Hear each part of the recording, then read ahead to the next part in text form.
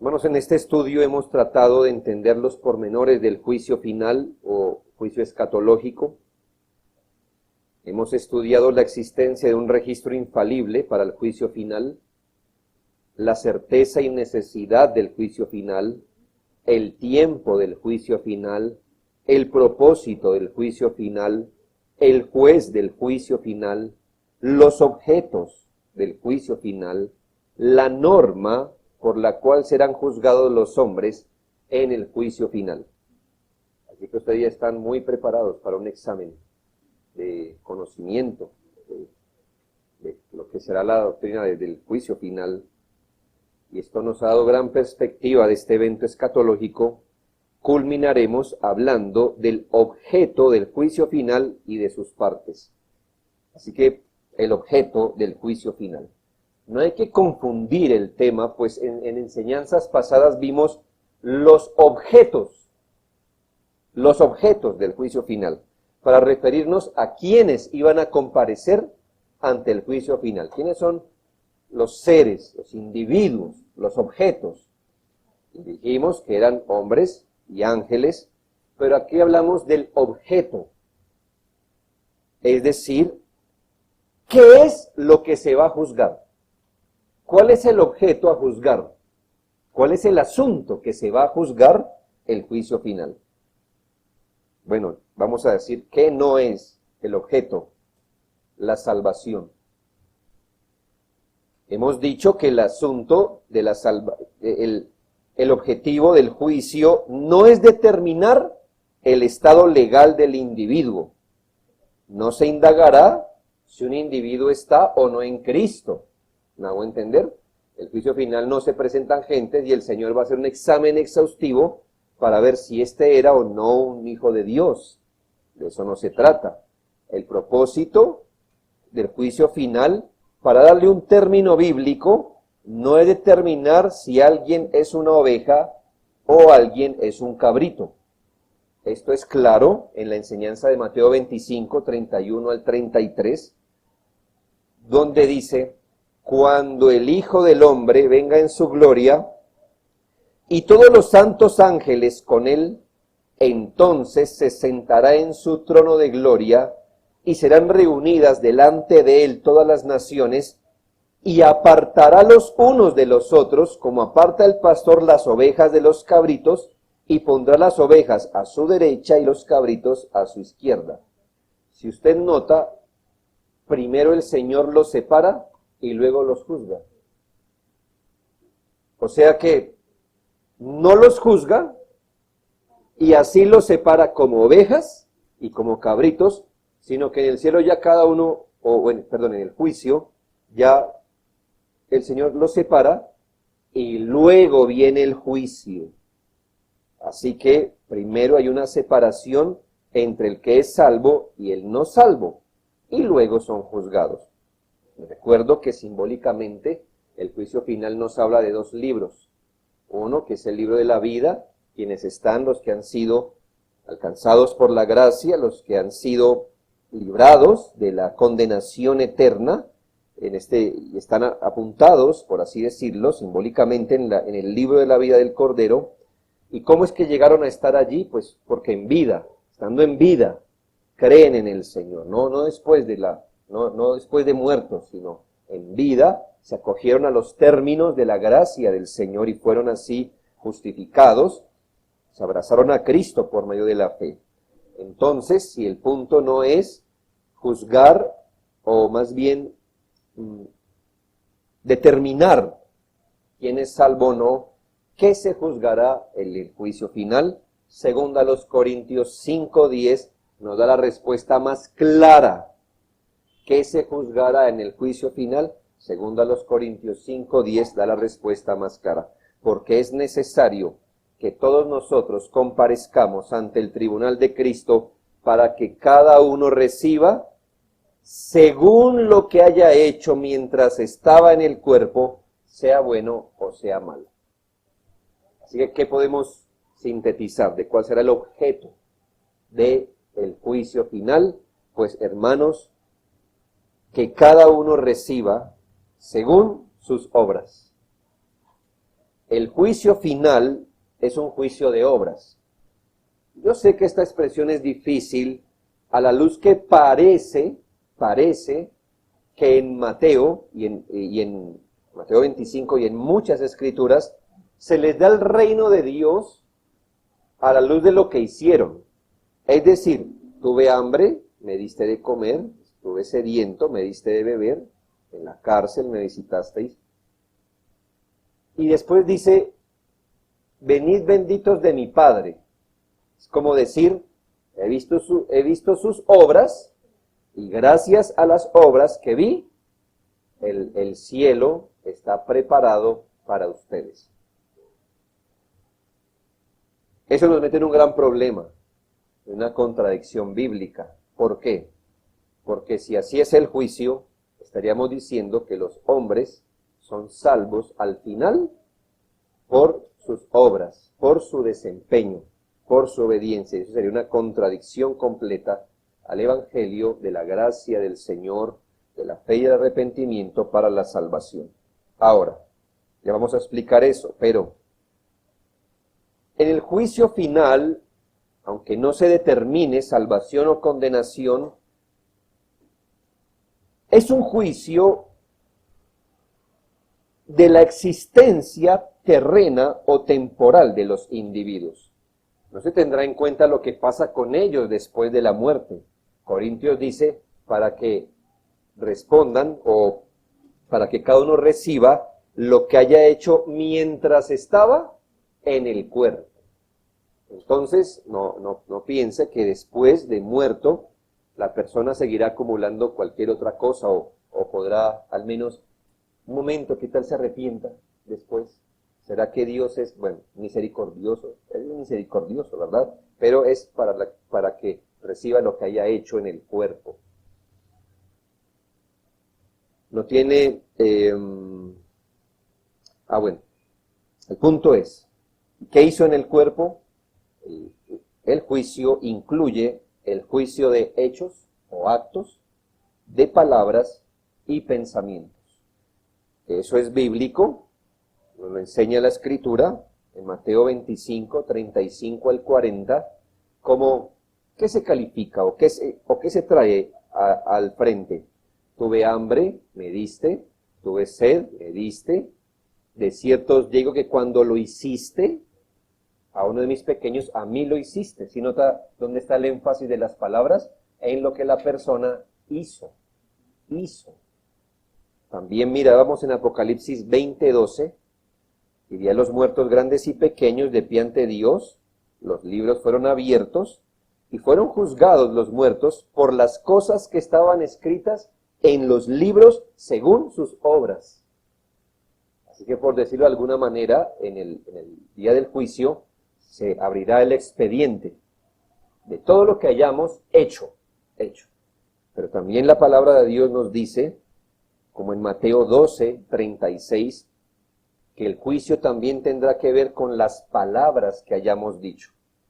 Somos a veces ligeros con las palabras, ¿verdad? Así como con los actos, pero las palabras es más complejo. Pero Mateo 12:36 nos dice que en el juicio también nuestras palabras serán recordadas. Mas yo os digo que de toda palabra ociosa que hablen los hombres, de ella darán cuenta en el juicio, porque por tus palabras serás justificado y por tus palabras serás condenado. Ahora, esto nos presenta como si la justificación dependiera de nuestras palabras, y aquí es donde volvemos a un gran principio bíblico. Todas las palabras deben interpretarse según la analogía de la fe, es decir, nuestra interpretación no debe contradecir ninguna parte de la Biblia. Si le asignamos aquí justificación o condenación como salvación, entonces diríamos que uno es salvo a través de las palabras. Entonces, justificación por las obras otra vez. No, aquí justificado y condenado tienen la misma connotación de lo que mirábamos en Romanos, de la conciencia que defiende y acusa. ¿Me hago entender? Es decir, aquí no es salvo, sino por tus palabras serás disculpado o censurado. Es decir, será reprendido o afirmado, como diciendo, aquí tus palabras fueron correctas, aquí no. O sea, justificado en el sentido de que sí, aquí tus palabras fueron correctas, y condenado en el sentido de que aquí tus palabras no correspondieron a la verdad. Esto creo que pone un gran relieve en nuestras vidas, porque el creyente no solo debe ser escrupuloso como vive, sino como habla. Lo que habla, cuál es su tema, y si, obviamente, la veracidad.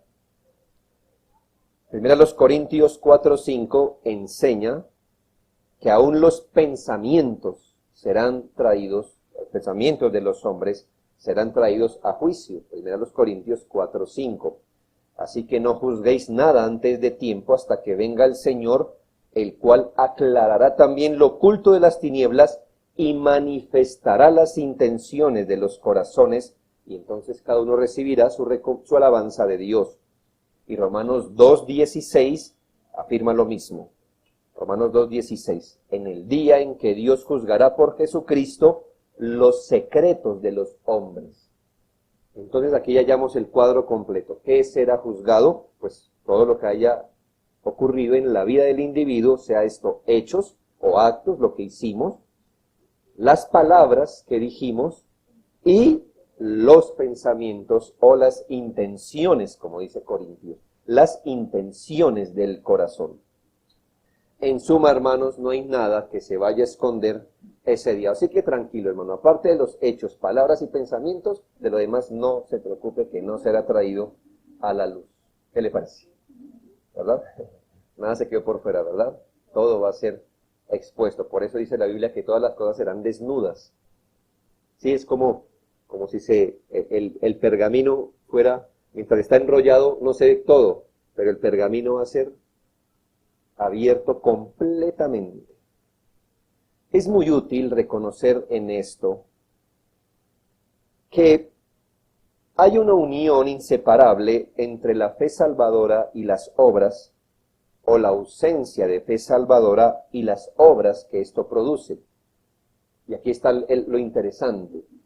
Hay una unión entre lo que usted hace y la fe salvadora. Hay una unión entre lo que usted dice y la fe salvadora. Hay una unión entre lo que usted piensa y la fe salvadora, como existe la unión entre sus palabras y la ausencia de fe. Los actos y la ausencia de fe, o las palabras y la ausencia de fe. Las obras, si bien no son el fundamento de la salvación final, existe una relación entre fe y obras tan estrecha que las obras, básicamente, con las obras o con el hecho que Dios juzgue las obras, está yendo a través de ellas para reconocer si hay o no fe en un individuo. ¿Me hago entender? El punto es que el Señor va a ir a través de las obras para dar una declaración final de la fe del individuo. Por supuesto que Él sabe quién tiene fe y quién no. ¿Me hago entender? Pero como es un juicio público, la idea no es que solo Él lo sepa o lo entienda, sino que el individuo mismo, los individuos mismos, lo entendamos, lo sepamos. Y entonces el Señor, de esta forma, se va a deslizar desde sus obras, desde lo que usted hizo, dijo o pensó, y va a ir desde las obras hacia atrás para descubrirle ante sus ojos. Y públicamente, si había o no fe real y salvadora. La fe se revela por las obras. ¿Sí? Como dice Santiago, que si usted tiene fe, pues salvadora, ¿cuál es la evidencia? Pues las obras. Las obras tienen esa condición de ser unas reveladoras de la fe. La fe se revela por las obras y las obras son evidencias de la fe o de la ausencia de ellas. Así como expresó el reformador Juan Calvino, es la fe sola la que justifica, pero la fe que justifica nunca viene sola. Así encontramos pasajes como Santiago 2:26, porque como el cuerpo sin el espíritu está muerto, así también la fe sin obras está muerta. Gálatas 5:6, porque en Cristo Jesús ni la circuncisión vale algo, ni la incircuncisión, sino la fe que obra por el amor. Y en ese sentido es que debemos entender Mateo 7:21. No todo el que me dice Señor, Señor, entrará en el reino de los cielos, sino el que hace la voluntad de mi Padre que está en los cielos. Es decir, ¿cómo llegamos a la conclusión que ese era un verdadero creyente? Porque hizo la voluntad del Padre. Entonces, a través de las obras nos deslizamos, y el Señor se deslizará, no porque Él lo deba entender, porque Él ya lo sabe, pero se va a ir desde las obras hacia atrás para ver el estado de la fe del individuo y convencerlo. Es decir, mira lo que hiciste, mira lo que dijiste, ve hacia atrás, ¿qué significa esto? Que estas cosas, que estos hechos, estos actos, estas palabras, estos pensamientos están dando evidencia de que exactamente o que tenías fe o que tenías ausencia de fe salvadora. Mateo 25:34 dice: entonces el rey dirá a los de su derecha, venid benditos de mi Padre, heredad el reino preparado para vosotros desde la fundación del mundo. Este texto es muy interesante porque vuelvo a repetir que debemos sacar el juicio de la idea de que son las obras las que ganan la entrada al cielo. Pero tampoco podemos tomar las obras y desligarlas completamente de la fe. Hermanos, si usted lee ese texto, entonces el rey dirá a los de su derecha, venid benditos de mi Padre, heredad del reino preparado para vosotros desde antes de la fundación del mundo. Podemos preguntar, ¿cuándo ellos ganaron este reino? ¿Cuándo lo ganaron? No lo ganaron, si se dio cuenta. Dice la Escritura, preparado para vosotros desde antes de la fundación del mundo. Es decir, ni siquiera estaban vivos cuando por el decreto de la elección les fue asignado el reino. Así que definitivamente no es por las obras que usted llega al cielo, porque ellos ni siquiera habían obrado y ya se les había preparado un lugar para ellos. ¿Me hago entender? Sin embargo, la misericordia de la elección por parte del Padre para salvación es una elección hecha desde la eternidad y no basada en el mérito ni en sino en la gracia. Sin embargo, en el versículo 37 de Mateo 25 se les recuerda sus obras y note cómo ellos, los creyentes, expresan extrañeza y un olvido de sus obras.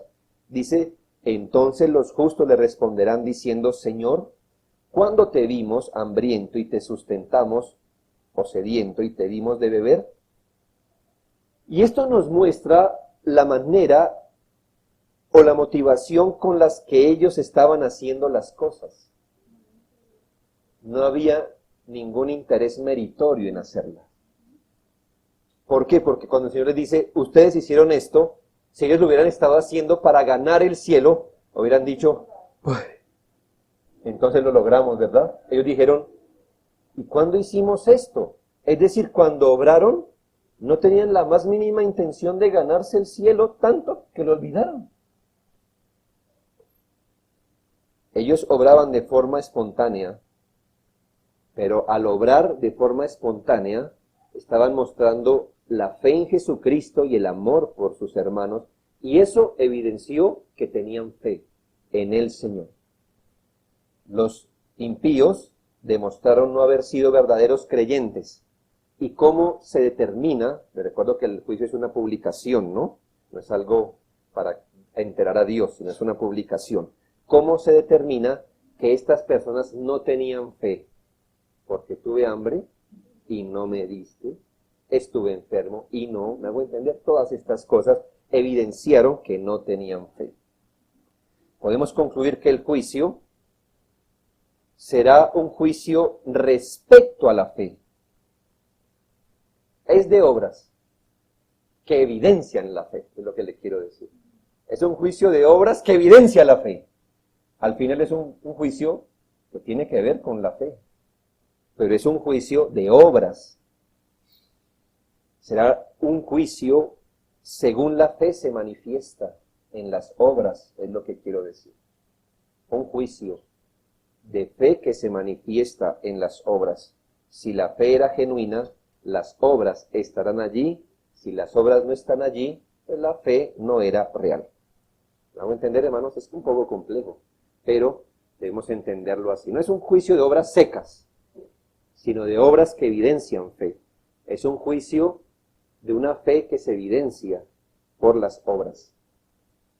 Ahora, esto me lleva a hacer una aclaración del asunto de las recompensas.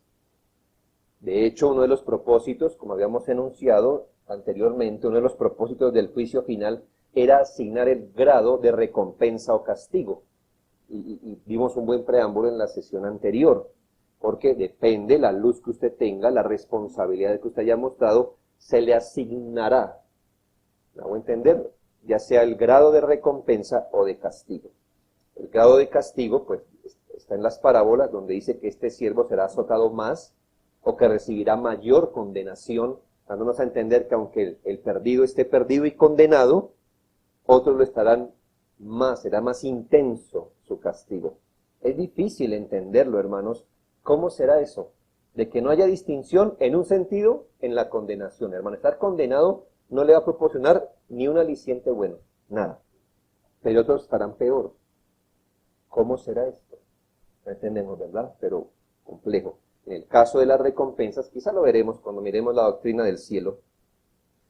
Pero allí también habrá grados de recompensa, hermanos.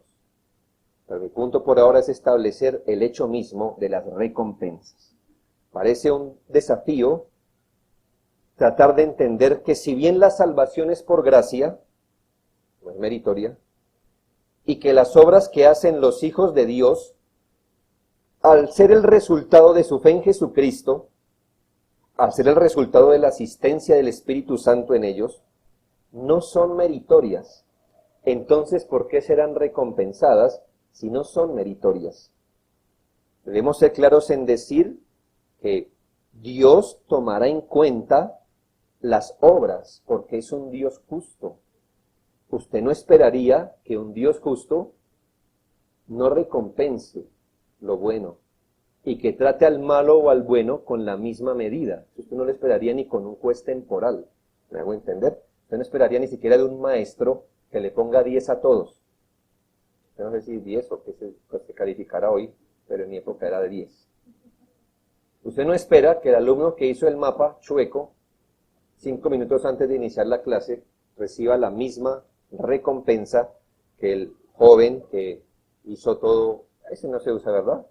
Hoja calcante era en nuestra época y no se esmeraba porque el color fuera bien delineado, papel mantequilla, si me acuerdo. Eso era requisito, pero usted no esperaría que ambos, el maestro dijera, bueno, todos 10. Este lo coloreó, este no, este le quedó mal, a este le quedó excelente, todos 10. Usted diría, eso no está equitativo en el sistema de justicia. Ahora, no me diga que usted esperaría que Dios hiciera exactamente lo mismo, ¿no? Efesios 6:8 dice, sabiendo que el bien que cada uno hiciere, ese recibirá del Señor. Efesios 6:8. El bien que cada uno hiciere, ese recibirá del Señor.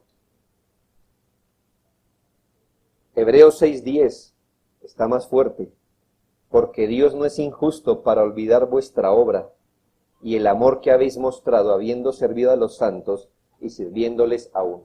Hermanos, Dios sí guarda registro de las cosas que hacemos, de lo bueno que hacemos. Así que yo quiero explicarle esto de atrás, de lo último y corriendo hacia atrás hasta llegar al fundamento. Vamos a lo más obvio, a lo que se ve a lo que todos podemos acceder sin ningún problema. ¿Qué esperaríamos en el día que sea la manifestación perfecta de justicia? Pues que todos seamos tratados según la justicia perfecta. No esperaríamos que las buenas obras y las malas fueran vistas igual. Estoy diciendo que estamos hablando de la manifestación perfecta del día del juicio. Entonces, primero usted no esperaría que la obra buena y la mala fueran calificadas igual, sino que la obra mala fuera calificada mala y la buena, buena. Pero ¿qué más esperaríamos? Que entre las obras buenas, el Señor también las mirara según su grado de bondad acumulada o de menos. ¿Me hago entender? No estamos hablando del que no hizo la tarea versus el que la hizo, sino el que la hizo con el que la hizo mejor, con el que la hizo mejor. Así que el Señor verá las obras y las retribuirá, porque el bien que cada uno hiciere le será dado de parte del Señor. Vemos que Él reconocerá las buenas obras como las malas también, por supuesto, y está cumpliendo así su palabra conforme a lo que dice la Escritura, conforme al desempeño de los siervos. La parábola de las minas lo enseña. Recuerdo que en Lucas 19, 12 al 27, no lo leeremos todo, por supuesto, pero al menos los versículos 17 y 19 dice, Él le dijo, está bien, buen siervo, por cuanto en lo poco has sido fiel, tendrás autoridad sobre 10 ciudades. Pues este hombre fue fiel, y entonces se le dará autoridad sobre 10 ciudades. Y también le dijo, tú también sé sobre 5 ciudades. ¿Por qué no se les dio a todos lo mismo? Bueno, porque cuando se les dio el talento, no todos hicieron lo mismo. Uno dio más resultado, entonces se le dará más. Otro dio menos resultado, también se le dará, pero proporcional a lo que hizo. Es obvio, hermanos, que si una persona trabajó más, recibirá más. Que si un individuo administró mejor, recibirá más. Y esto, hermanos, estimula el servicio en Jesucristo. Yo sé, hermanos, que nuestro eje y motivación principal no es la recompensa, es la gratitud al Señor por la que obramos. Pero tampoco, hermanos, seamos como orgullosos, como diciendo, eso es la recompensa, a mí casi no me interesa, porque es Dios el que la está dando, hermanos. O sea, no pensemos que seamos tan liberales como para decir, no, Señor, eso es la recompensa, yo ni pienso en eso. Hermanos, es como el que me dice, pastor, yo solo oro por cuestiones espirituales, porque eso del pan, eso me parece, eso yo no me preocupo por eso, ¿de verdad? Ni el Señor nos enseñó a orar así. Yo sé que no es el eje, no es el pan, ¿me hago entender? Pero hermanos, no creamos tanto para no pedir el pan. Y así, hermanos, aunque el eje no sea obrar por la recompensa, hermanos, tampoco nosotros deberíamos como tratar esta doctrina con desprecio. No es el eje sobre el que gira nuestro servicio, pero al obrar estamos asegurando una recompensa mayor. El creyente poco fructífero al final será salvo, pero tendrá que ver sucumbir ante el juicio final muchas de sus obras, porque su obra fue mezclada con antipatía y poco esfuerzo. Él recibirá menos recompensa, por supuesto, aunque todos disfruten del gozo de su Señor. Al menos en principio podemos recordar lo que leímos públicamente, 1 Corintios 3, del 10 al 15. Yo sé que no es el tema en sí, porque el tema que está tocando Pablo es ¿qué hacemos con la palabra que nos es dada? Cuando se es predicada la palabra, cuando se nos es enseñada la palabra, ¿qué hacemos con esto? Pero bien por principio, porque Pablo coloca eso también a la luz del juicio final, podemos entender muchas cosas. Miren los términos. conforme a la gracia de Dios que me ha sido dada, yo como perito arquitecto, perito es alguien experto, ¿no? Puse el fundamento y otro edifica encima, pero cada uno mire cómo sobreedifica. Bueno, nadie puede poner otro fundamento que el que está puesto, el cual es Jesucristo. Y si sobre este fundamento alguno edificare oro, o plata, o piedras preciosas, madera, vea cómo van descendiendo en valor la edificación, ¿no?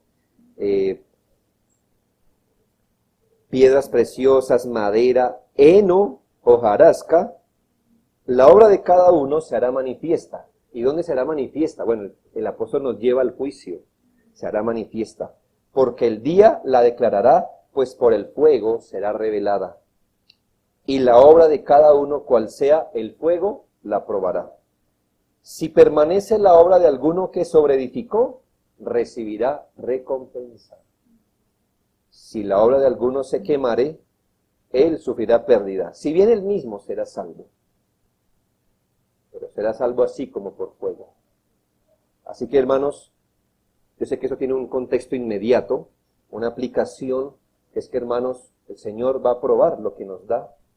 Y si usted es juicioso en tomar la palabra del Señor, hacerla su fundamento, hermanos, en la prueba, vea, eso usted mira, con qué ha estado edificando. Es que el fuego, hermano, es, vea, del Señor, y entonces cuando el hermanito no se va de la iglesia, se pierde, se refunde por ahí entre el mundo, se viene completamente, pierde la fe, entre comillas, ¿no? Por un momento. ¿Qué pasó? Hermano, esto no hay que buscarle vuelta de hoja. Heno y hojarasca. Mire. Claro, hermano, estamos hablando de salvación. El mismo será salvo, pero miren lo que hace el fuego. Ahora, el que está firme, obviamente el fuego, el oro no es indiferente al fuego, pero hermanos, permanece. Ahora bien, hermanos, en el juicio final, permítame tomar esto como un ejemplo. Así, hermanos, llegaremos todos con nuestras obras. Todos. Y el fuego del juicio las probará. Y obviamente, si nuestras buenas obras estuvieron mezcladas con pereza, antipatía, frialdad, intermitencia, todas esas cosas, hermanos, mire, usted verá sus obras esfumarse, como la hojarasca, como el chamizo le dicen, ¿no? El chamizo, se esfuman. Si usted es salvo, obviamente, es por fe, por gracia. Pero sus obras demostraron que era un siervo más bien apático y negligente. Pero hermanos, llegarán,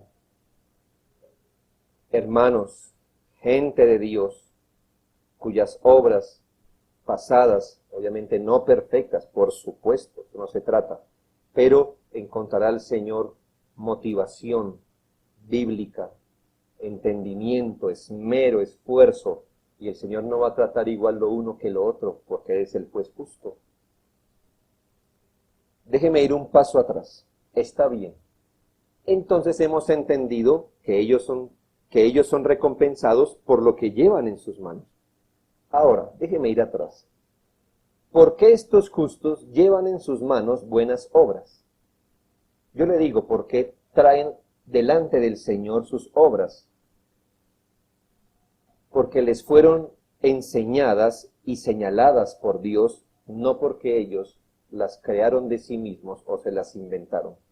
Efesios 2:10 dice, porque somos hechura suya, creados en Cristo Jesús para buenas obras, las cuales Dios preparó de antemano para que anduviésemos en ellas.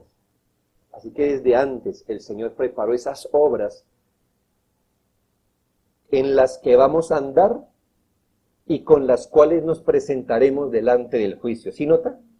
No es, hermanos, que fuimos tan inteligentes que nosotros un día dijimos qué cosas le agradaron a Dios. Entonces hicimos la lista y nosotros mismos nos esforzamos. Hermanos, cultos como estos están dados para que aprendamos a reconocer cuál es la voluntad de Dios. Y para que al hacer estas obras, con estas nos presentemos delante del Señor. Entonces, hermanos, un cristiano obra porque en la gracia de Dios es expuesto a los escenarios de trabajo y obediencia que Dios mismo le estableció.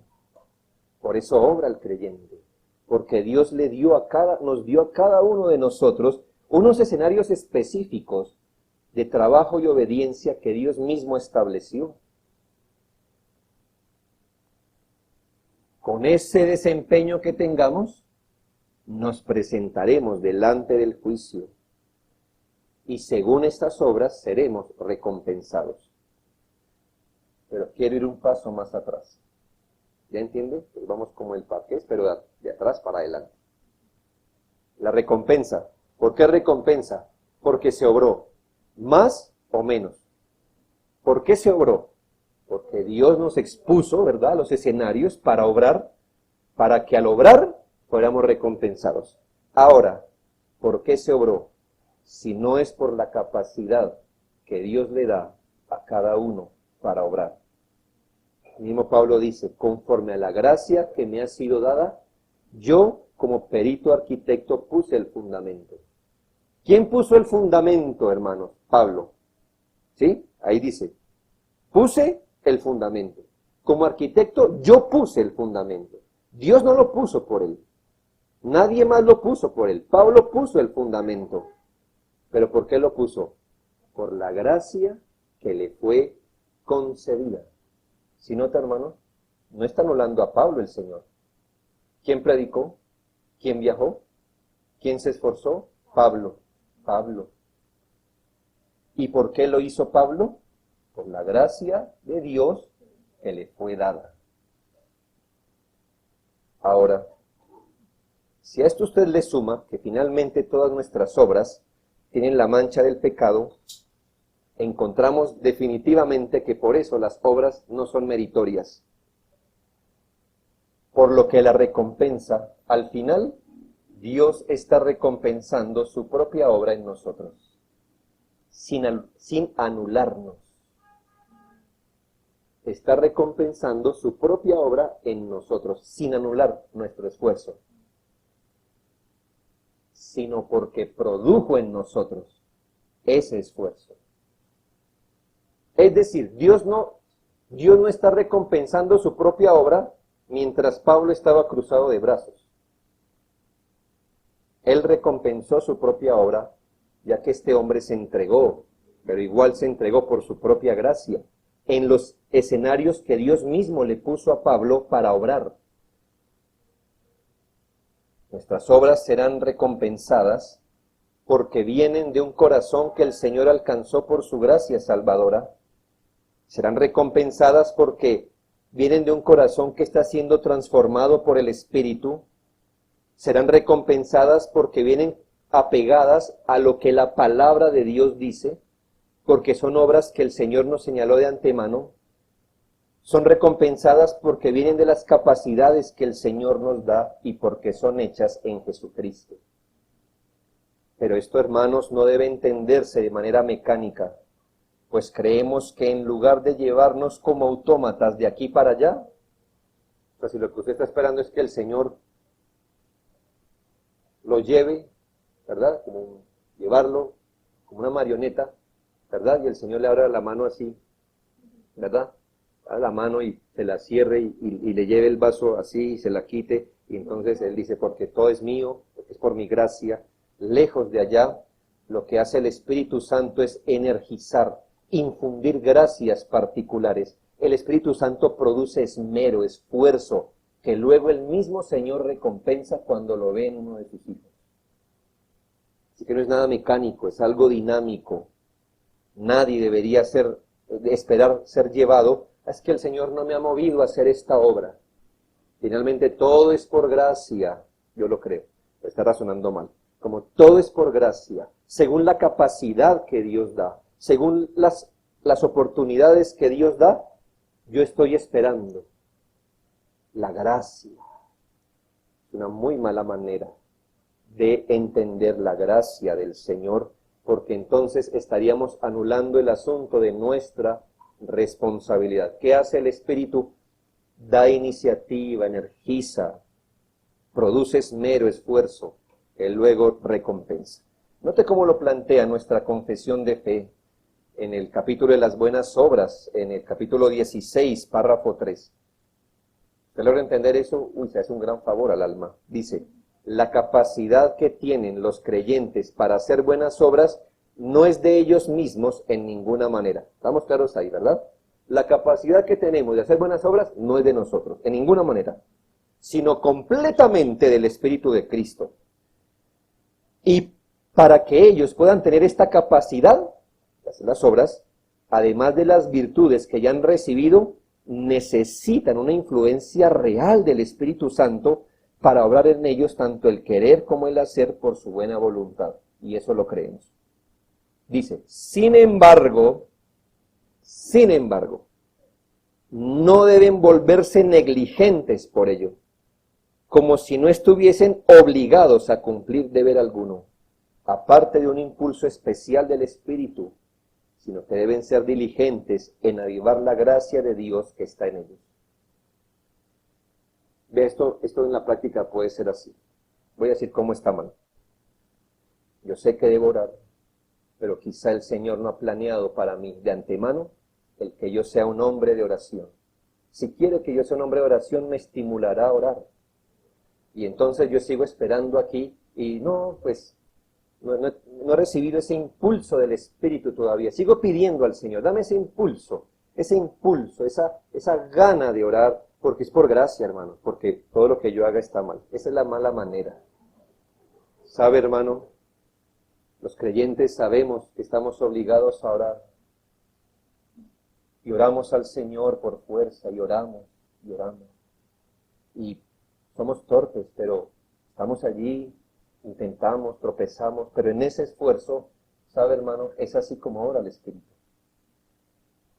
Aunque no crea, el Espíritu del Señor está llevando a un individuo a esmerarse por orar. Y Él va a recompensar eso y no al otro.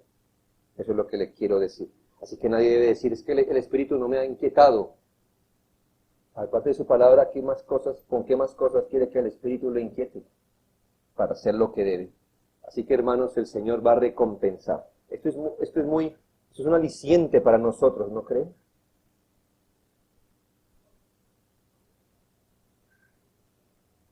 Hermanos, todo lo que hacemos está siendo tenido en cuenta por el Señor. Finalmente, hermanos, el dictamen final se reconoce en 3 partes del juicio final. 1, la identificación de las causas. Si usted nota, el juicio es un juicio. El Señor va a relacionar las cosas, ¿verdad? Las causas. Todos son recordados. Así que parte del juicio final es que usted va a escuchar y yo voy a escuchar así. La identificación de las causas. Porque tal cosa, o debido a tal cosa, Señor va a comunicar. La segunda parte del juicio es la promulgación de la sentencia. De eso se diferencia el juicio personal del universal o del final, que se va a promulgar la sentencia, hermanos, completamente. La sentencia es: venid, benditos de mi Padre, o apartados de mí, malditos. No hay más cosas, hermano. No hay más cosas. Así que primero, la identificación de las causas. 2, la promulgación de la sentencia. Y 3, la ejecución de la sentencia. La palabra de Dios también nos dice que muchos serán arrojados a la condenación. Así que no se queda en un dictamen, sino que el Señor los arrojará, como se lleva a un sentenciado a la prisión. Los justos seremos llevados tiernamente. Qué tierno es el Señor, ¿no? Venid benditos de mi Padre, preparados para el lugar. Venid al lugar preparado para vosotros desde antes de la fundación del mundo, y a otros se les llevará a la miseria eterna. Cada uno será dirigido a su lugar eterno, del cual jamás saldrá. Eso es muy esperanzador, hermanos, porque una vez en la salvación eterna, siempre allí, como hoy día, ¿no? Somos salvos para siempre, pero allí, en ese estado eterno, jamás saldremos, será irrevocable, su condición quedará firmada para siempre, pero igual con el mal. Déjeme terminar con algunas aplicaciones finales. Como usted se puede dar cuenta, el juicio final tiene un lado oscuro y otro luminoso. Como dice Thomas Watson en el Tratado de Teología, y esto depende de dónde usted está situado, si a la derecha o a la izquierda. Será ese día el mayor día glorioso, hermanos. ¿Quién, hermanos, no ha querido escuchar las palabras de Cristo? Venid benditos de mi Padre. Hermano, eso lo paga todo.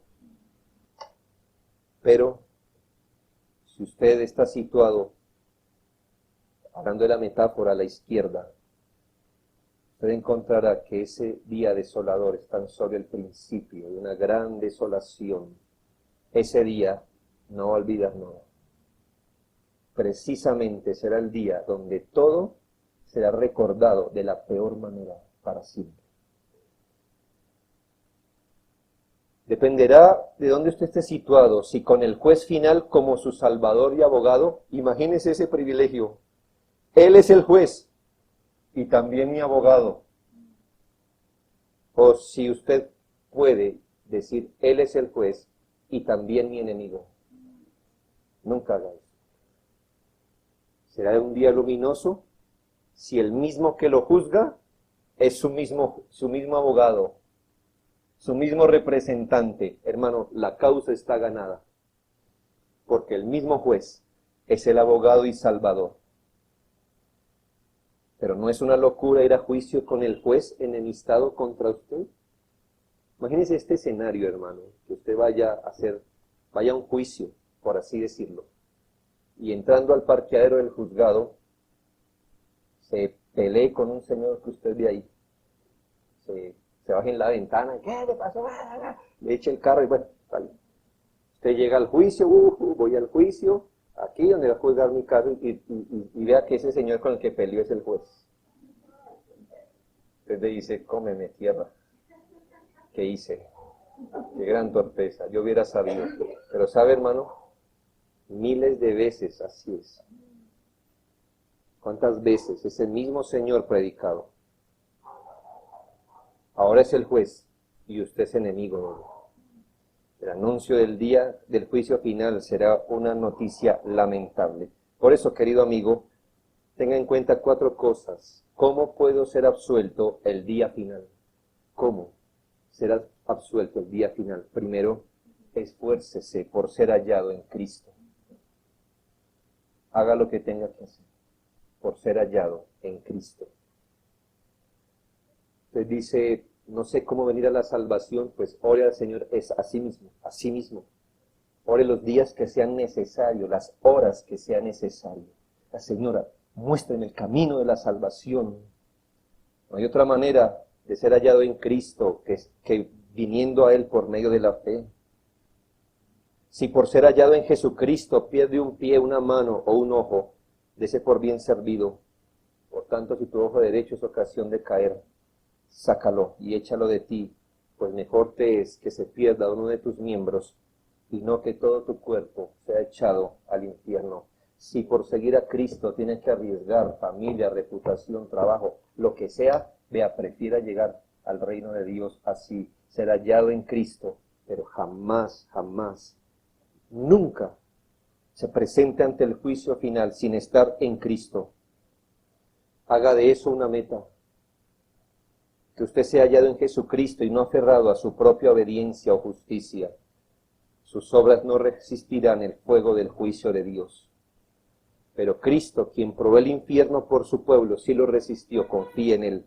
Segundo, ande con un espíritu de humildad. ¿Cómo resistir? Le estoy diciendo. ¿Cómo puedo ser absuelto el día final? Ande con un espíritu de humildad, porque la palabra de Dios dice en Job 22:29 que Dios salvará al humilde de ojos. La humildad hace que uno se condene a sí mismo y Cristo absolverá a quienes se juzguen a sí mismos por sus pecados. Los orgullosos se justifican a sí mismos y Dios condenará al que se justifique a sí mismo. Tercero, mantenga una conciencia limpia delante de Dios. Nada saca con presentar la mejor cara ante los hombres. Como si el Señor tuviera ojos. A nadie engaña obrando bien, pensando mal. A nadie engaña mostrando una cara y siendo otro, porque al final usted va a ser juzgado por Dios. ¿A usted qué le sirve que la iglesia diga, sí, qué bueno, sí sea miembro, que venga, sí? ¿De qué le sirve si usted no es tal persona? Si al final usted será juzgado por Dios. Ande con una conciencia limpia. Es muy fácil caer en el fariseísmo, ¿verdad? En el externalismo, quedando bien con el hombre, teniendo un corazón lejos de Dios. Guarde su corazón, porque de él mana la vida. El Señor nos va a decir a cada uno de nosotros, tú sabías esto. Así que yo sé que tendemos a colocarle mucho énfasis a las obras, está bien, pero hermanos, conciencia limpia. Cuarto, mantenga un amor puro para con la iglesia. Estoy diciendo cómo ser absuelto el día final. Yo sé que por el amor nadie es salvo, porque sería una obra, pero mantenga un amor puro para con la iglesia. ¿Por qué se lo digo? ¿Cómo son recordados los injustos el día del juicio, según Mateo 25? Por todo lo que no hicieron con los pequeñitos, es decir, con el pueblo de Dios. Sí, hermanos y amigos. Amar lo que Dios amó tanto como para entregar a su Hijo, amar lo que Cristo tanto amó que se entregó a sí mismo, es una buena muestra de gracia. Y la ausencia del amor al pueblo de Dios es también otra evidencia. Mantenga un amor vivo y creciente con el pueblo de Dios, pues es una de las mayores pruebas que el Señor ha hablado en usted. 3 asuntos para los creyentes. El día del juicio será un día de consuelo para todos los creyentes. ¿Por qué? Primero, es un consuelo en relación con la debilidad de nuestras virtudes. Es un consuelo el día del juicio, porque a los cristianos siempre nos turba ver que nuestras virtudes son diminutas y perfectas, pero el día del juicio Cristo encontrará tanta virtud en medio de las debilidades que aceptará nuestras obras. ¿Recuerda cómo vio el Señor Jesús la ofrenda de la viuda pobre? Hermanos, él la vio con otros ojos. Qué generoso es el Señor, ¿no le parece? Imagina esta mujer diciendo, solo tengo 2 monedas. Y es muy probable que sea con nosotros así. Mi esfuerzo, mire la dificultad en mi oración, mire, es muy difícil hacerlo. Hermanos, Dios puede ver virtud donde nadie más lo ve. Él está recompensando su propia obra en nosotros.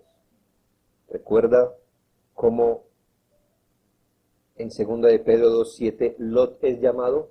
Un momento, piense, ¿dónde dejamos a Lot en Génesis? Es un hombre que se fue acercando hasta Sodoma, se metió en problemas allí, el Señor dice, mejor dicho, váyase, y perdió todo, sus hijas lo emborracharon, cometieron 2 veces incesto con él, y ahí dejamos a Lot. ¿Cómo lo recuerda? 2 de Pedro 2:7, donde el justo Lot. Es un consuelo, hermanos, que Dios vea virtud donde a veces usted y yo no la vemos. Qué consolador debió ser para Daniel, diciendo, el día que dispusiste tu corazón para entender esto. A veces, hermanos, no hacemos las cosas, pero ¿sabe Dios qué va a tomar? Y va a recordar, desde el día que dispusiste tu corazón. También es un consuelo, hermanos, que Cristo añadirá sus méritos a nuestras obras y por eso seremos recordados. Cristo embellecerá lo que de otro modo serían obras incompletas, desviadas y manchadas de pecado. Nuestras obras, si fueran pesadas por sí mismas, serían halladas faltas. Pero ¿qué hará Cristo el día del juicio? Añadirá sus méritos a nuestras obras y las hará para que si son pesadas, el Señor diga, esa es una buena obra. Pero es Cristo quien añadirá sus méritos a nuestras obras, por lo que serán aceptadas. Y último, es un consuelo para todos aquellos santos que han sufrido juicios injustos en el mundo. Qué feo verse mal juzgado, por supuesto. Quizás muchos creyentes han visto privados de algún bien, o han perdido reputación, compañía y hasta la vida por causa de Cristo. Pero hermanos, no es la sentencia de los hombres la que es definitiva. La sentencia definitiva es la de Cristo. Usted puede irse de este mundo o morir como Cristo, como un culpable, aunque no lo sea. Pero el dictamen final no es lo que dé el hombre, es lo que dé Cristo. Nadie tiene por qué afligirse en extremo por perder casas, padres, madres, hermanos e hijos.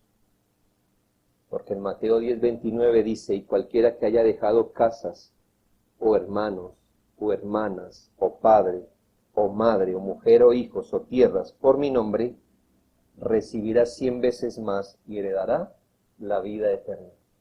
Nadie le pese, hermano, consuélese, porque un día usted será vindicado. No como espera, aquí, ahora, que nos gustaría, pero será vindicado el día que Dios revela las intenciones del corazón. Ese día será vindicado. Meditemos en estos temas, hermanos, pero hermanos, negociemos con nuestros talentos.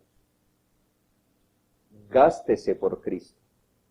Hermanos, el mismo argumento que nos saca el impío para no vivir para Cristo, se lo saca a usted para que viva para Cristo. Solo hay una vida para negociar. Solo hay una vida para que usted negocie con sus talentos. Solo tiene este corto tiempo para rendir fruto, es lo que le quiero decir.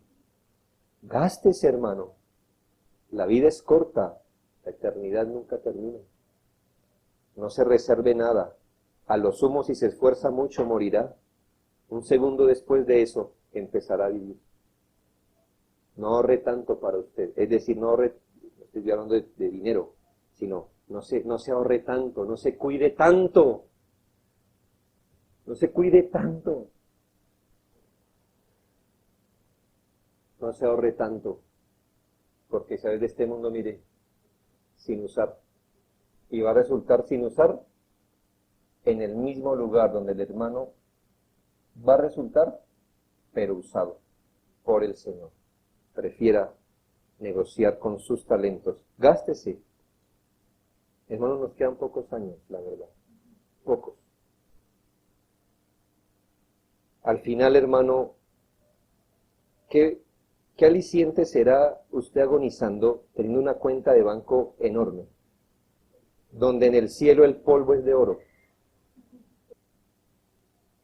Gástese.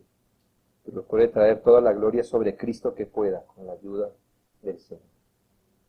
Oremos.